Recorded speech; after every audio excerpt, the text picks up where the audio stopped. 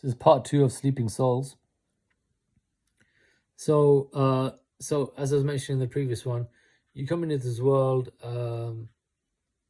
and you start to forget God. You start to disconnect from God. As you're older, you grow. Before that, you've had a conversation with God, telling Him, connecting with Him. But now you're kind of out of this.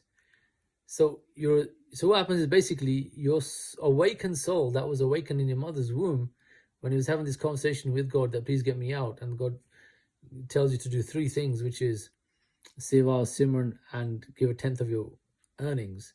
They do this service for humanity, do this Simran, Waheguru Simran, to connect with Waheguru, to connect with Him, don't forget Him, and give a tenth of your earnings to the poor and needy. So it has this conversation, it agrees with God, yes, I'll do it, and then it takes birth, and then as it gets older and older into the world, it starts to forget that conversation, and it begins to, when it was awake, previously it was awakened soul, because it was having this conversation, it was connected with God, and now it's gone into the world, and the soul has begun to sleep, is going to sleep more and more and more, because it's totally forgotten God, it's totally forgotten that conversation, and it's gone into this world, and it's began to get distracted into this world, and is beginning to be distracted into this world, and is going to sleep.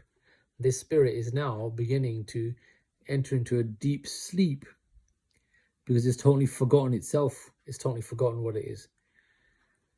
And the reason of the deep sleep is this Maya that it has gone into, everything that is not God, everything that doesn't allow you to, or distracts you from connecting with God, everything, anyone, any person, anything that you look at and think, wow, that's interesting, but you don't remember God then, because you just think of those things.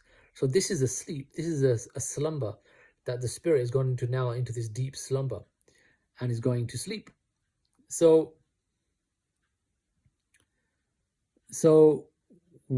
how does it, what's it meant to be? Waheguru then Guru Sahib Ji's created Bani, Gurbani, and the purpose of Gurbani, and Guru Granth Sahib Ji, who read Bani and understand it and see the translation, the purpose of this Gurbani of Maharaj that has created this Gurbani is to remind you about this conversation that you had with Waheguru, and to reawaken your spirit and take you back into connecting with Waheguru.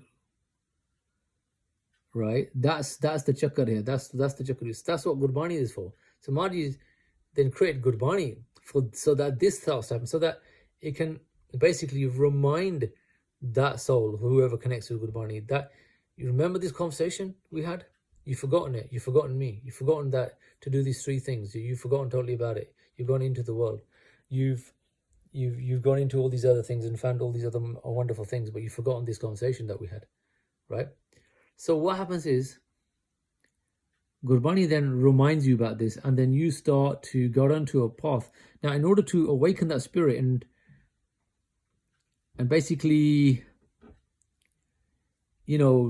totally incorporate that gal and remind that gal that you had that conversation that you had, to reignite that conversation that you had, to restart that conversation that you had, and then to start practicing that conversation that you had. That's what Gurbani is making you do.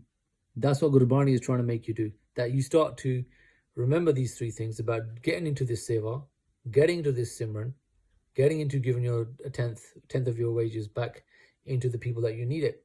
That's what Gurbani is making you do. So what will that do to you, to your spirit? Your spirit will then start to awaken, and it will go back to that state of as it was, or some level of that state as it was when it was in the mother's womb, in this pure state, in this purity, in this pure state, without being, whilst living in the world, but not being affected by it, because you're practicing these 3 things that Waheguru told you. And that's what, that spirit then becomes Khalsa. That's what Khalsa actually is. That's what Gurmukh actually is this spirit that has now been reawoken, reminded, and has been reignited with this conversation that it had, and it starts to practicing it. And as it practices and it starts to practice it, it starts to reawaken and remember this, and get onto a deep spiritual path that takes you directly in front of Waheguru himself.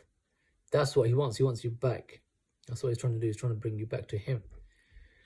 So this is what Khalsa is.